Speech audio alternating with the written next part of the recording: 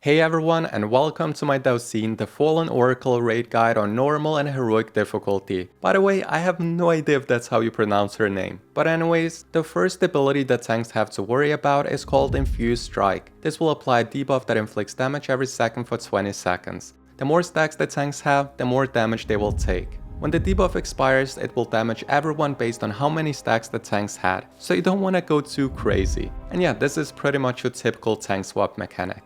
The boss will also spawn domination cores that you want to kill ASAP because of an ability called encroaching dominion. This will leave black puddles on the ground for about 2 minutes. So you want one of your tanks to pick up the core ASAP, move it to the edge of the room and kite it so they don't spread the puddles all over the platform. They will also use another ability called domination bolt, which you should interrupt as often as possible.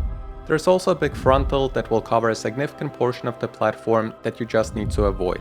Besides that, you also have to be careful with staggering barrage. The boss will basically target a random player and deal a ton of damage. Luckily, the damage it does is split between anyone who stands in between the boss and the player, so make sure a few raid members are soaking. On heroic difficulty, players who soak it will get a 45-second debuff that deals 500% more damage, so you don't want those players to soak it again for the next 45 seconds. Keep in mind that you can use immunities if you want to, but it's really not necessary. Moving on, we have Disintegration Halo, which is the main mechanic of this encounter. Basically, halos will spawn from one of the 4 structures on the platform and deal damage to anyone who comes in contact with them. It will also apply a 6-second debuff that increases the damage you take from the next one by 500%, which is basically a one-shot. This is a pretty easy mechanic at the beginning of the fight, because you only have to deal with a single halo. However, every time she regains energy, you have to deal with an additional one. So, the idea is that you want to get across the first halo as soon as it spawns, wait 6 seconds for the debuff to fall off, and then get across the next one. Just keep in mind that you still have to avoid the puddles on the ground and the big frontal.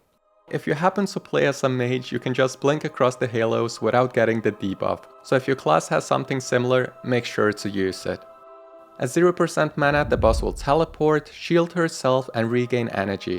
While this is going on, she will do pulsing AoE damage to everyone, so you want your healers to have a few cooldowns available. The black puddles from earlier will also increase in size whenever she does her pulsing AoE, so as you can imagine, this can get pretty messy.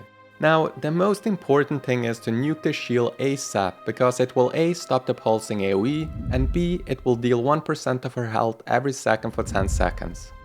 And lastly, we have Total Dominion that she will use whenever she consumes all 4 reservoirs, and this is pretty much the end rage. And yeah guys, that's it for this guide. I hope you found it helpful, and if you did, please make sure to give it a like and subscribe to the channel. Thank you so much for watching, and I hope to see you in the next video as well. Take care.